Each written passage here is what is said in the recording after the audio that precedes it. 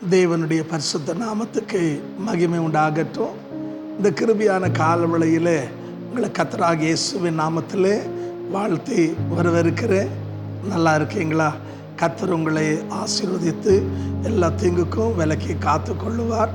என்னோட பரிசுத்த வேதாகமத்தில் நீங்கள் சங்கீதங்களின் புத்தகம் 45ஆம் அதிகாரம் 10ஆம் வசனத்தை வாசித்து பாருங்க. அங்கே வசனம் சொல்லுது, ராஜகுமாரத்தையே உன் ஜனத்தையும் உன் தகப்ப வீட்டை மறந்துரு. 11ஆம் வசனம் சொல்லுது, அப்பொழுது ராஜா உன்மேல பிரியமாக இருப்பார் அப்படின்னு சொல்லி. அன்பான சகோதரனே சகோதரியே, இங்கே 2 காரியம் சொல்லப்படுது. ஒன்று உன் ஜனத்தையும், 2வது உன் தகப்ப வீட்டையும் மறந்துரு, அப்பொழுது ராஜா உன் அழகில் பிரியமாக இருப்பார்.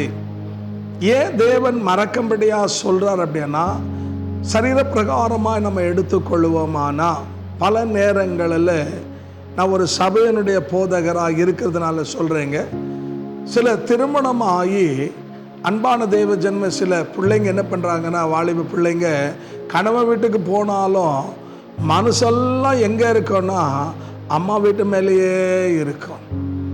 ஆகையால் பல நேரங்களில் என்ன ஆயிடுது அப்படின்னு கேட்டால், கணவன் மனைவி உறவில் அல்லாவிட்டால் மாமியார் மருமகளுக்கு இருக்கிற அந்த சம்பந்தத்தில் உறவில் என்ன ஆயிடுதுன்னா சில விரிசல், சில பிரச்சனைங்க கடந்து வந்து விடுகிறது. நான் தாய் தகப்பனை மறந்துருன்னு சொல்லலை, கனப்படுத்துன்னு வேதம் சொல்லுது. ஆனால் அதே நேரத்தில் நம்ம குடும்ப வாழ்க்கை நல்லா இருக்கணும்னா நம்ம புகுந்த வீட்டில் நம்ம என்ன பண்ணணுங்க, ஒரு மனைவியாக, ஒரு மருமகளாக, என்னங்க ஒரு சகோதரியாக நம்ம எப்படி நடந்து கொள்ளணுமோ நம்ம அப்படி நடந்து கொள்ளணும். அப்படி நடந்து கொள்ளலைன்னு வச்சுக்கோங்களேன், நம்முடைய குடும்ப வாழ்க்கை ஆசீர்வாதமாக இருக்காது.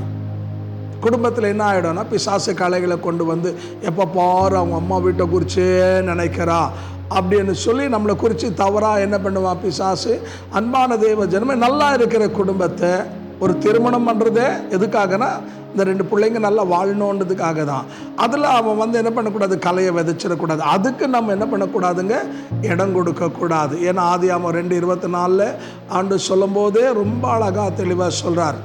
என்னங்க, அவன் தன் தாய் தகப்பனை விட்டு தன் மனைவியோடு இணைந்திருப்பான். சில நேரங்களில் கணவன்மார் கூட என்ன பண்ணுறோம் அப்படின்னு கேட்டிங்கன்னா, அன்பான தேவ ஜனமே, தாய் தகப்பனை விட்டு மனைவியோடு இணைந்திருப்பான்னு சொன்னால் கல்யாணம் ஆனால் கூட பல நேரங்களில் மனைவிக்கு செய்ய வேண்டிய கடமையை, என்னங்க குடும்பத்துக்கு செய்ய வேண்டிய கடமையை கணவனாய் எப்படி இருக்கணுமோ அப்படி நாம் இல்லாமல் பல நேரங்களில் என்ன பண்ணுறோன்னு சொல்லுங்கள், நம்ம தாய் தகப்பன் பேச்சை கேட்டு என்னங்க நம்ம குடும்பத்தில் நாமே அழிவை வர வைத்து கொள்கிறோம்.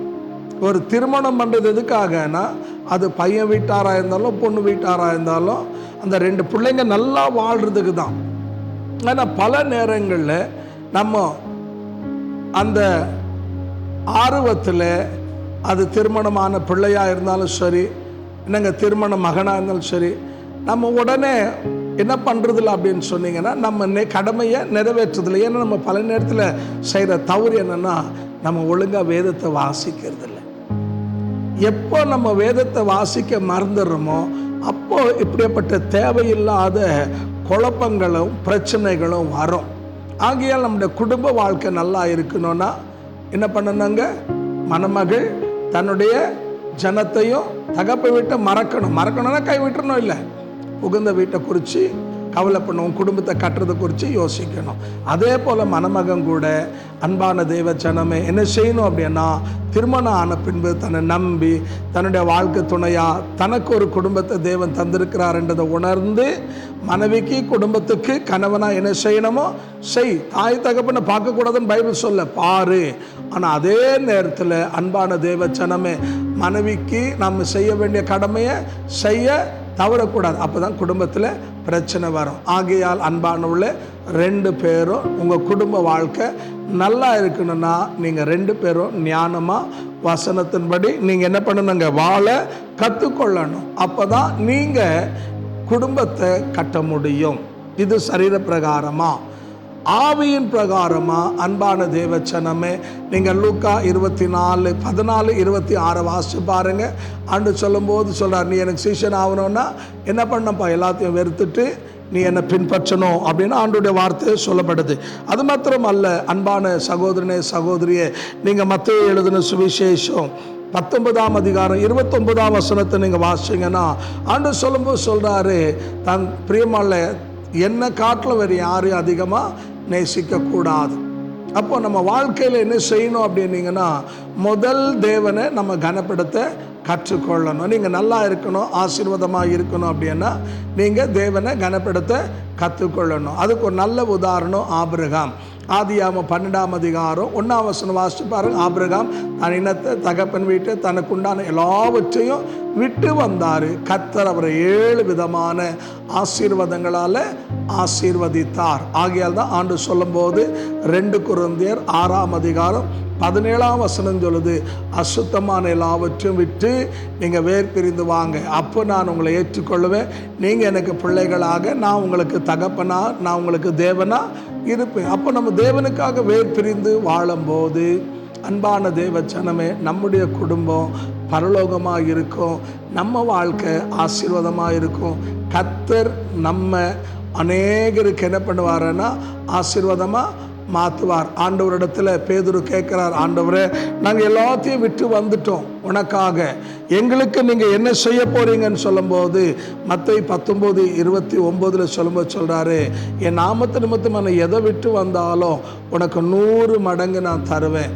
அன்பான சகோதரனே சகோதரியே, ஆண்டவருக்காக நம்ம உன்னை இழக்கும் போது, உன்னை விடும்போது, சிலர் பார்த்தீங்கன்னா நீங்கள் ரட்சிக்கப்பட்டு ஞானஸ்தானம் எடுத்து ஆண்டோட பிள்ளைன்னு, ஆனால் இன்னும் அவனுக்குள்ளே பார்த்தீங்கன்னா பிரியமான மதுபானம் பண்ணுற பழக்கம் இன்னும் மாறி இருக்காது, பீடி சிகரெட் குடிக்கிற பழக்கம் மாறி இருக்காது, சினிமா பார்க்குற பழக்கம் மாறி இருக்காது, கெட்ட வார்த்தை பேசுகிற பழக்கம் மாறி இருக்காது, வட்டி கூடுற பழக்கம் மாறி இருக்காது, என்னங்க தவறான சம்பந்தங்களை வைத்து கொண்டிருக்கிற வாழ்க்கை மாறி இருக்காது. ஆனால் கொஞ்சம் சொல்லுவேன், நான் எல்லாத்தையும் மறந்துட்டு எல்லாத்தையும் விட்டுட்டேன். அப்படி இல்லை, விட வேண்டியது எல்லாத்தையும் விட்டுட்டு வேறு பிரிந்து வரணும். மறுபடியும் அந்த சாக்கடையில் போய் வாழக்கூடாது. தேவனுக்காக என்னங்க விட்டு வந்தாதான் அவர் உன்னை ஏற்றுக்கொள்ளுவார், அவர் உனக்கு தேவனாக இருப்பார், நீ அவருக்கு குமாரனாக இருப்ப. உன்னை கொண்டு கர்த்தர் பெரிய காரியங்களை செய்வார். ஆகையால் தேவனுக்காக அன்பான தேவ ஜனமே, ஒரு வேறு பிரிந்த சுத்தமான வாழ்க்கை வாழ உங்களை ஒப்பு கொடுங்க. அது உங்களுடைய குடும்பமோ, தனிப்பட்ட வாழ்க்கையோ, விசுவாச ஜீவியமோ இது நன்றாக இருக்கணும். அப்படின்னா இந்த வசனம் என்ன சொல்கிறோ அதன்படி நீங்கள் செய்யுங்க. கர்த்தர் உங்களையும் உங்களுடைய குடும்பத்தையும் ஆசீர்வதிப்பார். தலைகளை தாழ்த்து கண்களை மூடி ஜெபிப்போமா. நான் விசுவாசிக்கிறேன் கர்த்தர் உங்களோடு பேசியிருக்கிறார் என்று. நல்ல பிதாவே, இந்த காலையில் இந்த வார்த்தையை கவனிக்கிற சமீபத்திலும் தூரத்தில் இருக்கிற அன்பு தேவ ஜனங்களுக்காக ஜெபிக்கிறோம். தகப்பனே, இவளை ஆசீர்வதியும், அவருடைய தேவைகளை சந்தியும், அவருடைய குடும்பங்களை ஆசீர்வதிங்க. ஆபிரகாம் எப்படி எல்லாவற்றை விட்டு வந்து ஆண்டவரே தேவரி ஜாதிகளுக்கு ஆசீர்வாதமாக மாறினாரோ அப்படியே விட வேண்டிய பாவ பழக்க வழக்கங்கள் எல்லாம் விட்டு மனம் திரும்பி தேவனுக்காக சுத்தமாய் வாழ ஆண்டவரே நீர் உதவி செய்யும். அவருடைய குடும்ப வாழ்க்கையில் கணவன் மனைவி உறவில் எந்த விதமான குழப்பங்களையோ சத்துரு கலைகளையும் கொண்டு வந்து விதைக்காதபடிக்கு கணவன் அன்றே மனைவிக்கு செய்ய வேண்டிய கடமையை செய்ய, மனைவி கணவனுக்கு செய்ய வேண்டிய கடமையை செய்ய, அன்றே தேவரிக்கத்தான் 2 பிள்ளைங்களை 2 குடும்பத்துக்கு செய்ய வேண்டிய கடமைகளை நேர்த்தியாக செய்ய உதவி செய்யும். அதே போல் பிரிந்து வர விட வேண்டிய பழக்க வழக்கங்களெல்லாம் விட்டு சுத்தமாய் வாழ உதவி செய்யும். அவர்களோட குடும்பத்தையும் ஆசீர்வதியும். திருமணமாகாத பிள்ளைகளுக்கு ஏற்ற வாழ்க்கை துணை தாரும். பிள்ளை இல்லாத மக்களுடைய கர்ப்பங்களை திறந்து பிள்ளை பாக்கியங்களை தாங்க. அன்ற வியாபாரம் அன்ற தோல்வி கண்டிருக்கிற ஒவ்வொரு பிள்ளைகளுடைய வியாபாரத்திலையும் ஒரு செழிப்ப தேவன் கட்டளையிட்டு ஆசீர்வதியும், குறையில்லாமல் வழி நடத்தும். இயேசுவின் நாமத்தில் பிதாவே, ஆமென். கர்த்தர் உங்களை ஆசீர்வதிப்பாராக. நான் விசுவாசிக்கிறேன் கர்த்தர்களோடு பேசியிருக்கார். ஐயா, நீங்கள் இன்னும் ஆவிக்குரிய வாழ்க்கையில் வளரணும்னா எங்களுடைய தொலைபேசி எண் எங்கள் கீழே டிஸ்பிளே ஆகிறது, எங்களோடு அணுகலாம். ஜெப குறிப்பு இருந்தால் தெரியப்படுத்தலாம். உங்களுக்காக நாங்கள் தொடர்ந்து ஜெபிக்கிறோம். கர்த்தர் உங்களை ஆசீர்வதிப்பாராக. ஆமென்.